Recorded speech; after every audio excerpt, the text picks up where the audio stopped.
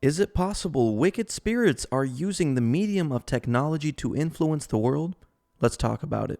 So I mentioned this plenty of times in my previous videos, but the Bible mentions in Ephesians 2:2 that the devil is the prince of the powers of the air, where in times past he walked according to the course of this world, according to the prince of the powers of the air, the spirit that now worketh in the children of disobedience. So what is the prince of the powers of the air referring to? Why does the Bible call Satan the prince of the powers of the air? The prince of the powers of the air, manifestations and connections. The prince of the powers of the air is Satan, the devil, the prince, ruler of this world, Beelzebub, the prince of devils. Invisible, spiritual, evil, wicked force. The power of the air in this verse can refer to dark spiritual realms, electrical spiritual force, electromagnetic waves. Now, speaking of the prince of the powers of the air in the high places, the Bible also says in Ephesians 6:12, "For we wrestle not against flesh and blood, but against principalities, against powers, against the rulers of darkness of this world, against spiritual wickedness in high places." So from everything that I learned about wicked spirits, it appears to be that they are electrical beings in nature. When I interviewed that psychotherapist that believes in demons, one thing he said that really piqued my interest is when he would get with his patients, he said, "Sometimes I can feel the strength of their voices." He said it feels like an icky electrical static feeling. Also, in the last 100 years, accounts of paranormal activity in homes, there is one common pattern. A lot of people report technology going haywire.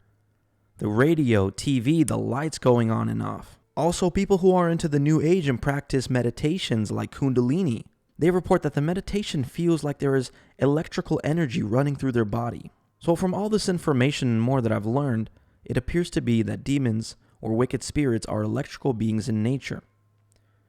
And with that being said, I believe they are using the medium of technology to influence the world. The first thing I wanted to mention is some interesting news that came out recently about artificial intelligence.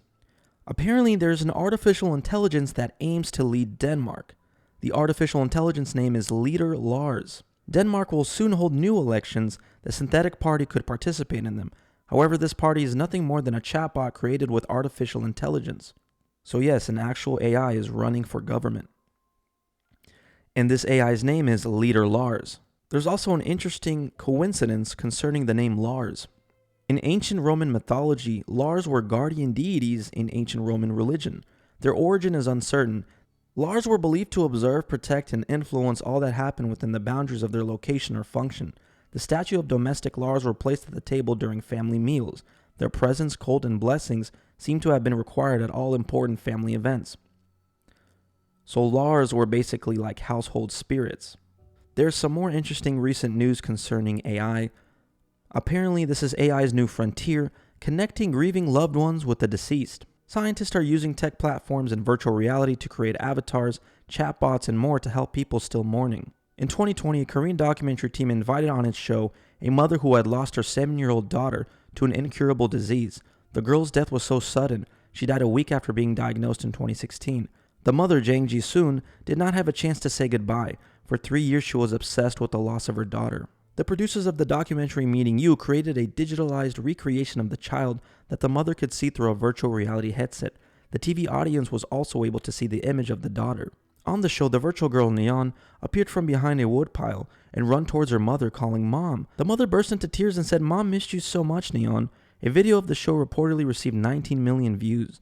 Who's to say that wicked spirits are not using artificial intelligence as a medium to influence the world? The next thing I wanted to talk about is quantum computers and parallel worlds. Quantum computing is now evolving as the hottest technology of recent years. So for those of you who don't know what quantum computers are, I'm going to give you a brief explanation. A quantum computer is a type of computer that uses quantum mechanics so that it can perform certain kinds of computation more efficiently than a regular computer can, meaning that quantum computers can solve problems and do calculations that normal computers cannot do. And while on the topic of quantum computers, British physicist David Deutsch has something interesting to say about quantum computers. Quantum computation will be the first technology that allows useful tasks to be performed in collaboration between parallel universes. He also stated that quantum computation is nothing less than a distinctly new way of harnessing nature. It will be the first technology that allows useful tasks to be performed in collaboration between parallel universes and then sharing the results. And now I want to talk about Geordie Rose, which is the CEO of a company called D-Wave. Most successful theory of nature makes and that is that there are an enormous number, mind-bogglingly large number, of parallel realities, as real as this one, that have different consistent histories. So imagine a world where all of the laws of physics as we know them are obeyed, but different decisions were made along the way. Different decisions at the level of tiny microscopic particles, different decisions all the way up to what you chose to eat for lunch and whether you chose to come to this session or not. Quantum mechanics makes a very specific prediction that all of those are as real as the thing that you remember. And this is bizarre because we don't see those other things. But science has reached the point now where we can build machines that exploit those other worlds.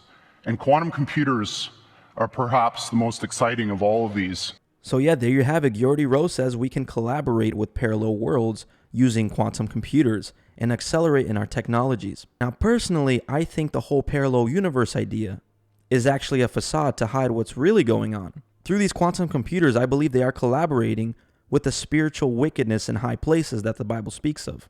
I don't believe in parallel realities, but I do believe in a world that's parallel to ours, because the Bible and many other cultures speak of a world that's parallel to ours, the spiritual world. Now, one more interesting thing I wanted to talk about. I want to talk about ancient Egyptian healing rods. In many statues and paintings, ancient Egyptian pharaohs and priests are depicted holding 2 rods in each hand. And there are many examples of these rods being used in ancient Egyptian artwork, but there was no written record of what they were used for specifically. Many have just disregarded them as symbols of fertility. So how do these rods work? So apparently there's a project called the Wands of Horus, and this project is dedicated to the study of technologies received from the gods, which allowed the ancient Egyptian priests and pharaohs overcoming the boundaries of death to comprehend the mystery of the mechanisms of reincarnation, attain knowledge of oneself and the surrounding world, as well as by touching eternity to perceive the concept of the evolution of the universe. Wands of Horus, with which the priests and pharaohs did not part throughout their lives, are harmonizers of the 2 main energy flows the Egyptian called Baka. In the Egyptian spiritual worldview, Baka were considered as 2 components of the human essence, 2 sources of vital energy. So in ancient Egypt, these rods were used by priests and pharaohs to have better communion with the gods when they prayed and meditated. And what these rods would be made out of usually is copper and zinc. And this technology was said to be given to them by their gods to have better communion and communication with them.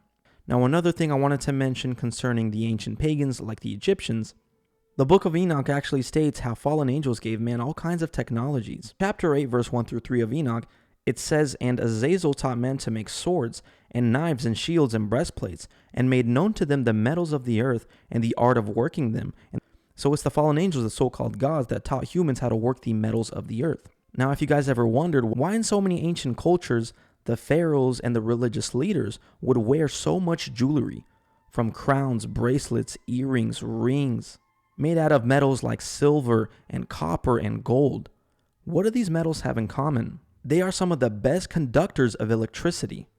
Metals like copper, silver, aluminum, and gold are common conductors of electricity. The most highly conductive metals are silver, copper, and gold. Now, the true reason why they did this is because they basically became like antennas.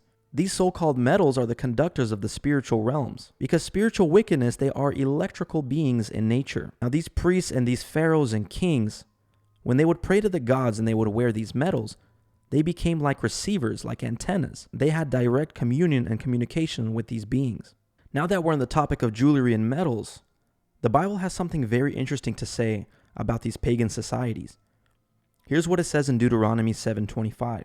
"The graven images of their gods shall ye burn with fire. Thou shalt not desire the silver or gold that is on them, nor take it on thee, lest thou be snared therein, for it is an abomination to the Lord thy God." So not only is God saying, don't touch their idols, he also says, do not desire their silver or gold that is on them, nor take it unto thee, lest thou be snared.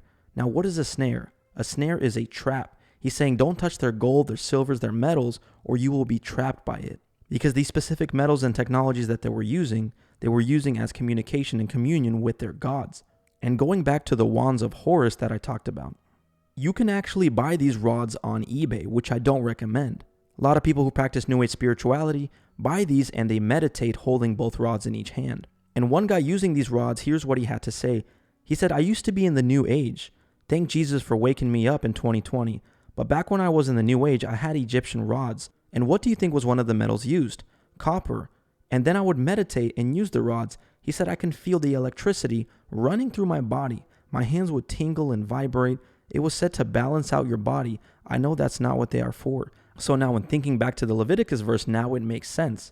Don't touch their idols. Don't even touch their metals, or you will be snared by it. It's also interesting to mention that Scientology uses a version of these copper rods. The Secrets of Scientology, the E-meter. The device above is a Hubbard electropsychometer, a crude lie detector used by Scientology auditors and counselors to examine a person's mental state. Scientologists claim that the device allows people to see a thought in the hands of a trained auditor. They believe it can uncover hidden crimes. John Travolta swears by it, and here's a picture of John Travolta using this device. 2 copper cylinders. And again, copper is one of the best conductors of electricity. So now it kind of makes sense why the ancient pagans wore so much jewelry and crowns and medals. It's so that when they pray, they have better communion and communications with their gods, because these metals are conductors of the spiritual world. But yeah, guys, I thought this was very fascinating. Thank you so much for watching. If you guys enjoyed this video and would like to support my channel, I do have a Patreon link in bio. And till next time, thank you.